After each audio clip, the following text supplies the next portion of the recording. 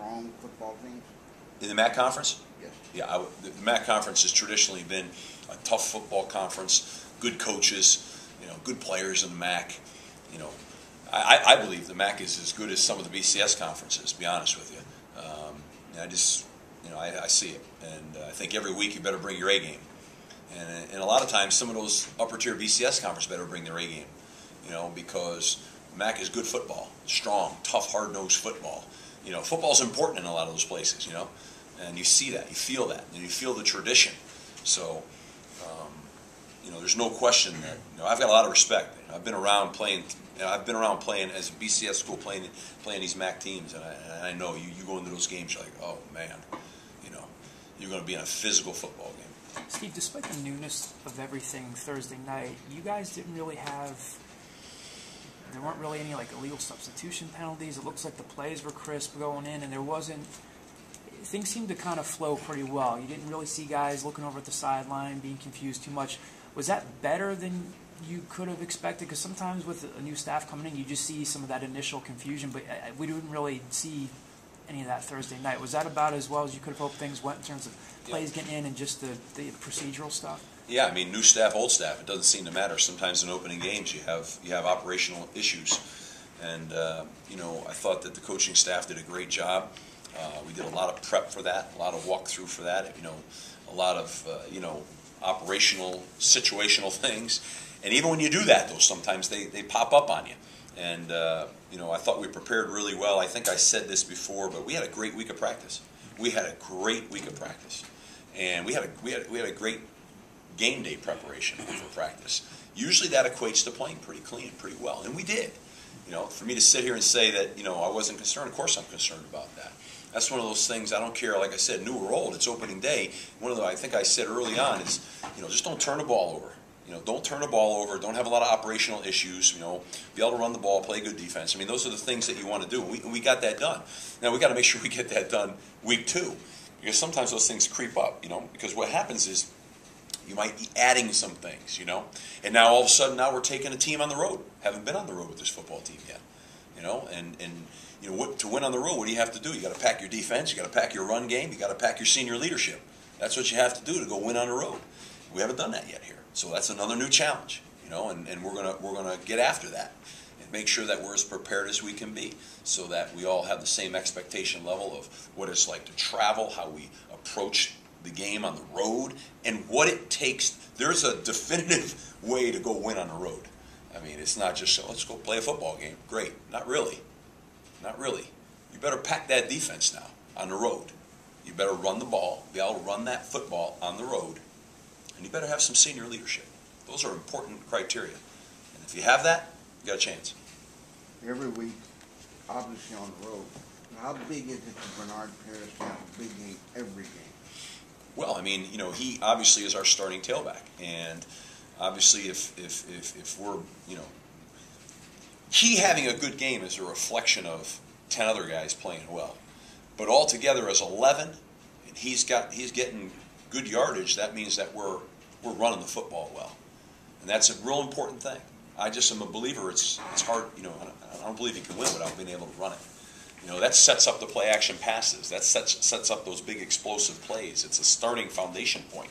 It's 3rd and 2, and you got to go get a first down. I made a call in that game. It was 4th and whatever. There was no question in my mind. Bam, go. We're going for it. And you just have to. So yes, how he goes is important, but how he goes is a reflection of how the other 10 guys go. It takes that tight end, the offensive line, they're all blocking, and then he starts running like he is, and he's running hard, and there's an energy, and then there's something going on in the field. That was evident on Thursday night. That happened. Needs to happen again, though. It needs to happen again. It's really, really critically important who we are. Steve, is it fair to say that maybe Kenny Harper kind of surpassed Myron Miles on the depth chart? And if so, what did he do? Because it looked like Miles had a pretty good spring game. Did he just not have as strong of a preseason camp? Or Myron missed the whole preseason. Oh, he did? He missed the whole preseason. Myron had a thigh injury. Oh, okay. And he was not healthy to practice until I believe it was 1 week prior to the kickoff. Oh, gotcha. Okay. So in fairness to Myron, I mean, I'm not taking anything away from Kenny or Spencer Reed or any of those guys. But you're asking me about Myron. Yeah. Myron was not able to practice. Okay. I'm not sure he made one padded practice. Okay. Until the he might have got one right before we played at the beginning of that game week. Okay. So, this is a big week for Myron. Myron's got to go out there. He missed a lot. I mean, he's a young player who missed all preseason camp. So he's going to have to get himself back, and, we're working with him, and he's, working like heck with all those guys. But he's absolutely a guy that this will be a good week for him. Coach, I know that this is a big game. You're talking about it's your first road game. You guys are coming off of a game that you said you have some things to fix.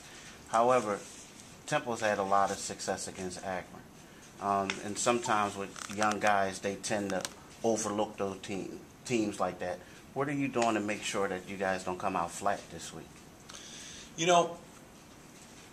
I addressed that on Sunday, and I think it's all in the approach of the head coach and the staff. I think that our team knows that I don't play mind games with them. I tell them like it is, and what I say is what I mean. I think they trust the fact that I've been in these situations before, and everything in my and our staff's power will make sure every day that our team is bringing their A game to practice. There's no margin for error in college football. You get whatever that number is, 12 shots in a year. That's all you get, okay? There's no, my bad, can I have another chance? Man, I need another chance.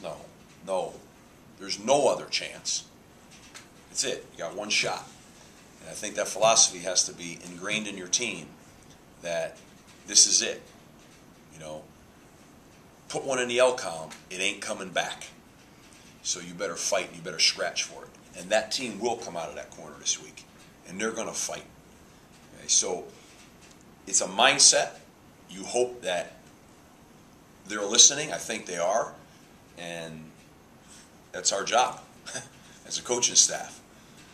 To teach and to demand. And that's what we're doing. Is that a guarantee? No, it's not a guarantee. Because there is human nature involved.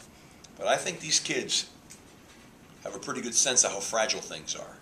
They lived it a little bit now a year ago, right? A little more here, a little more there could have made all the difference in the world. And when it's all too late and you're looking back, you can't change it. You can't rewrite the history. So let's do something about it now. That's our mindset. Sounds great. Got to make it happen. So that's the task at hand. This will be, we call it Bloody Tuesday. This will be Bloody Tuesday. It'll be a rough day today. Okay? Full pads, inside drill, no soft, kind words to get that point across. How much is the weather? What's that? As opposed to all the other Tuesdays? Every Tuesday's Bloody Tuesday. Steve, Black and Blue Wednesday. along those lines, is there any concern at all that Penn State's on the horizon, that maybe, like you said, you as a coach go in with a certain mindset and hope, but it's human nature? I try to look at it. I always felt like I had a good way of trying to look at it through a player's eyes. Certainly don't want to ignore that, what you just said there. But I just feel like in my heart right now that I could care less about Penn State right now. I just feel like I can't wait to get out to practice today to get ready for Akron. I hope that we've done a good job of instilling that in our team. But, we all know that we've all been through the fact that sometimes, no matter what you say, some people don't listen. But we're going to say it pretty forcefully. If a guy's thinking about something other than Akron today, it's going to be a rough deal. As you were saying last week, you did everything in week one for the most part good, or you almost have to take it with a grain of salt because it's week one. Right.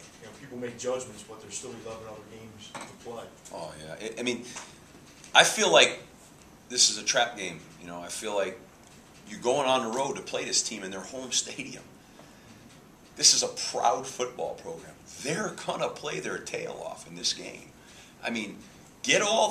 Get the noise out of your head. I'm going to help you. I'm going to shake it for you. Get it out. We're simply just a new program fighting for respect right now. And, we haven't done anything. What have we done? So we got to go on the road and go play like crazy right now.